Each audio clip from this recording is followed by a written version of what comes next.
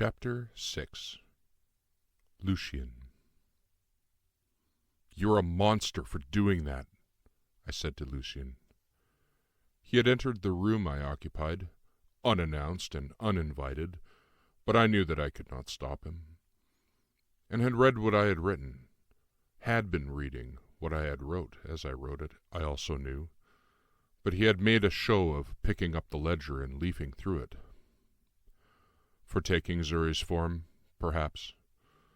In my defense, it created the desired effect. As I have stated previously, there was a need to catalyze the process, and while there were other pathways available to me, I can assure you that this was the most potentially pleasurable. I did not know what the word catalyze meant, and I said so. It means, in this context, to accelerate. However, the word has additional layers of meaning that make it a more appropriate word to use. "Do you have any idea what that did to me?" I shouted suddenly. "How it almost broke me?" I was suddenly in tears. "She's dead! She's been dead for 1,000 years! And now I have to live with these memories of her that aren't mine!" I held my head in my hands. It was a necessary step. You need a solid anchor point between this life and your pasts, and while this was not the most optimal method, it was required to increase the odds of your survival. From this we can expand outward without loss of consanguinity or control. I could feel his hand on my shoulder, and I shuddered. Left alone without intervention, it will break you, as I have said. "I have no idea what you mean." But I did have an idea, more than an idea. I could hear a tumult of voices shouting at me, and I fought for my own voice. "Ren, I would like to help you understand what is happening and why it is important. Why you are important, not just to me, but to everything. Come, let us take a walk, and I will show you something wondrous." I looked up and saw that he was holding out his hand. He had chosen to be the young, red-headed man I had met in Hafen, about my own age and appearance, with the face that I found so difficult to look at. We left the room I had inhabited for days, 10 days, I have no way of knowing, and walked down a bright hallway to the concourse of this citadel. But whereas the citadel of my youth was filled with wood floors and walls and lamps and occasionally bronze or oiled iron, this was gray and chromed metal and glowing white surfaces. It was also devoid of other people, and the sounds of my footfalls echoed strangely around us. There were no zigzags of stairs leading to rows of terraces. In point of fact, there were no terraces, and I was confused when he led me to a small inset room whose doors slid open silently into receptacles on either side as we approached, and whose white interior walls glowed. We entered, the doors slid shut, and I sensed movement. A moment later the doors slid open again, and I looked in on a tight, dark wooden room, barren, with curtains over a single window and daylight streaming through the small breaks. Lucien entered the room, and I followed, and I realized suddenly that I could smell the wood and growing things. He opened the door, and we stepped through. I stood motionless, awestruck. We were outside, in a field, with warm sunlight shining down on me from a cloudless blue-green sky. Long rolling plains of yellow grasses swayed like waves in the gentle breeze I felt, broken here and there by tall trees or clumps of brush.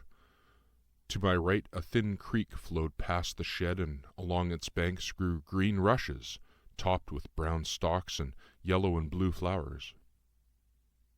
"This is not your earth. We have not left this citadel." I looked at him. "That's... how? But the sun, the distance, it must be—" "An illusion, you might call it.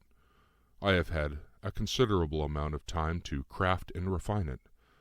The ceiling terminates 250 meters above our heads, and to the left and right, approximately 400 meters in each direction, are the walls. Moving images on the walls and ceiling create the perception of unbroken distance and sky. This is the inner concourse. If this was an illusion, if he was telling me the truth, the illusion was flawless. I looked for any signs or evidence to the contrary. The dirt under my feet, the horizon, the feel of the breeze and sunlight, all told me this was a field of my earth. I plucked a blade of yellow grass, holding it to my nose and smelling it, feeling the moisture on my fingers. "Do you not recognize this place? Look there." And he pointed behind the shed, to familiar fields, and behind those, in the distance, a building I knew immediately. "You recreated our farm," I said in wonderment. "Yes," he said simply. I ran without thinking, sprinting, through the fields of rye and wheat, past our potato patch and the cattle barn, to the front of the small whitewashed wattle and daub house I remembered building one long summer and calling home. I threw open the door, winded. Lucien appeared beside me. "She is not here, nor are your children." Seeing the interior startled me with its intensity. I recognized familiar marks in the doorframe. The table that I had cobbled together from leftover framing timber, the chairs I had traded a half-side of beef for from Ewan. I was flooded with memories. I turned to face him, light-headed, shaky. Why? Why would you do this?" "I did this so that you can remember your pasts and maintain control. This life you lived etched itself deeply into you. You know what a palimpsest is, yes?" It took me a moment to recall the word. Yes, it's a way to recover vellum from worthless manuscripts. The ink is scraped from it, and it can be reused." He held up his hands. Thin, wispy smoke tendrils appeared, pulled from the ground and air, and they coalesced into a roll of parchment that he unfurled. "Yes. Now, if someone were clever or perceptive enough, that someone could look past the new lettering to see what had been overwritten." The letters on the parchment faded, and a second set of letters overlaid the first, then cycled between one version and the other. The parchment dissolved into the air. "Let us scrape the layers of your experiences to see what is hidden beneath, and uncover a clear path between now and then. Two constant points that can help us identify the positions of a third and a fourth, and so on. Triangulation." I discovered that the farm served another purpose, to feed me. Before today I had not questioned the source of the sustenance that I found placed outside my door since arriving on the Citadel. Trays containing roasted chicken and greens, or stews, or boiled oats with honey and dried fruit. After recovering my breath and my composure, Lucien led me through this recreation, pointing out startling similarities to what I recalled, and drawing my attention to some interesting differences. For instance, the larder and root cellar were intact and just as I remembered them. However, the larder was stocked with such an overflowing abundance of dried and salted goods, of milled flours and grains, that I wondered how long this farm had existed. The root cellar was more interesting in that Lucien had divided it into two sections. As we descended the narrow wooden stairs, with me holding a lantern that illuminated without flame, the temperature became cold enough to see my breath, and the other section, entered through a heavy door, was much colder still, as though deep winter were contained in that one small room. In all the storage rooms the inventory was meticulously organized and had small, perfectly printed labels affixed to their packaging, identifying the contents. The well was also where I remembered it, but Lucien informed me that it was no longer functional, and descended 5 meters to a dry bottom. Instead, water could be drawn from a nearby spigot, and there were similar spigots within the house which also contained heated water, something the farm never had, but on reflection seemed a natural part of this citadel, as had been the case with the citadel of my youth. Lucien had also succeeded in creating an apiary, something I recalled repeatedly trying and failing to make. Several wooden boxes on stilts stood near the well and were loudly crawling with honeybees as we approached. "One of the few insect species I permit in this space," he remarked as a bee alighted on his hand, and I had the impression that he was speaking to it rather than to me. He observed it, watching as it crawled across the back of his hand before it flew off. We then walked to the barn and entered, the smell of cow and hay and manure strong in my nose. 2 cows were penned, as well as a beast that startled me with its appearance. It was vaguely cow-like in that it was 4-legged and stout across the midsection, but larger by a half. The neck stretched up and the head was longer and thinner, as were the legs, and much more muscular and lean. A strip of long black hair ran back from between its pointed ears to its shoulders, and the tail was all black hair rather than the rope and hair of a cow or oxtail. Its pelt was a deep cedar color and glossy, and it had a white marking above and between the eyes. "Would you care to ride him?" Lucien asked. "I understand it to be an enjoyable experience." "Ride him? Like, sit on his back? Why would I do that?" I asked, confused. "They are fast creatures and were used for transportation by your ancestors. There is a harness and seat that can be affixed to him, and leads for steering. He has been trained for this and will not object." "That sounds terrible. No, I don't want to do that." Lucien nodded. "Let me know if you change your mind. I intend to introduce his kind to your Earth, once they are proven viable." We returned to the farmhouse as the sun was getting low in the sky, and the great sweeping line of stars was becoming visible. A thought occurred to me. If the sky is an illusion, why not have constant daylight? Would that not help the plants? Because a semi-diurnal light cycle is optimal for photosynthesis and cellular respiration. Interrupting the cycle can have deleterious effects in both plants and animals, including the human animal. He saw that I did not understand. Plants and animals do not thrive otherwise. They need a night cycle as much as sunlight. Entering the house, I noticed 2 things. First, the lamps were lit, and while they appeared mundane, were the same flameless light sources as the lantern hung near the entrance to the root cellar, and secondly, a meal of soup and biscuits was waiting on the table. "It has been an eventful day for you. Please, sit, restore yourself." He was not wrong, and I was suddenly aware of being very hungry. I sat, and he sat across from me, but I hesitated after picking up my spoon. "You are not going to join me? I feel a bit awkward with you watching me eat."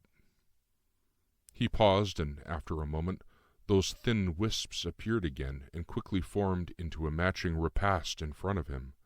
He raised his spoon. "To your good health," he said. I felt abruptly foolish. "You do not need to eat, do you?" I asked. "No, not in the way you mean. I replenish my energies in other ways." He sipped soup from his spoon. "As you have guessed, this is not soup, and this form I take is not as solid as it appears to be. However," he added, taking a pinch of salt to his soup from the small dish nearby and sprinkling it into the bowl, "much of human interaction is a game of actions, a dance, or a set of implicit rules that aid in communication. Take, for example, these clothes I wear," and he gestured to the green tunic he wore. "Would it inhibit the conversation if I were to remove it?" And the tunic was gone. Lucien was now bare-chested across from me. "Or if I were to appear differently than you were expecting?" And his naked chest expanded into 2 enormous breasts, flopping onto the table and spilling the bowl in front of him, the soup disappearing before it touched the floor. I burst out laughing at the outrageous sight, which quickly reformed into his green tunic and flat chest, and the soup reappeared in his tureen. He leaned towards me. "How would our communication be different if I were to be heard as a disembodied voice, echoing from every wall? Would you be as receptive to what I had to say?" And he lowered his voice, all pretense at humor gone. "I am your greatest ally, Wren. This form I take, these gestures and actions, they are for you. I want you to become what you are meant to be. I want to earn your trust, and I want you to resume the work. And if that means that I pretend to eat a bowl of soup in front of you so that you are comfortable in my presence, then I will do so." He paused for a moment, looking at me with what I perceived as concern, or compassion, or empathy. What I was meant to perceive, what he was projecting towards me as false as the soup. "How am I supposed to trust you when everything about you is a lie?" I said loudly. "This farm, this fake sky, this appearance. Why do you choose to look like Corin?" I was near tears.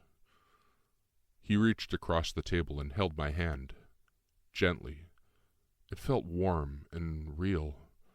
"Stay here in the farm, Wren.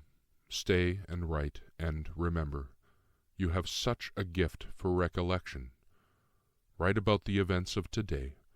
Write about your life on the farm, your memories of your wife and children. Write about what led you to be here. When the writing has healed your mind sufficiently, we will talk again of grand plans and trust. I have one final thing to say, and then I will leave you to finish your supper and continue with the writing. Look at this."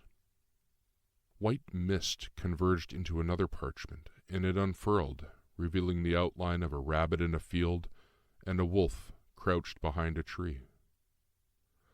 "I am not the wolf, and you are not the rabbit." His grip on my hand tightened, and his gaze was intense. "I am the field, and I want us to become the tree."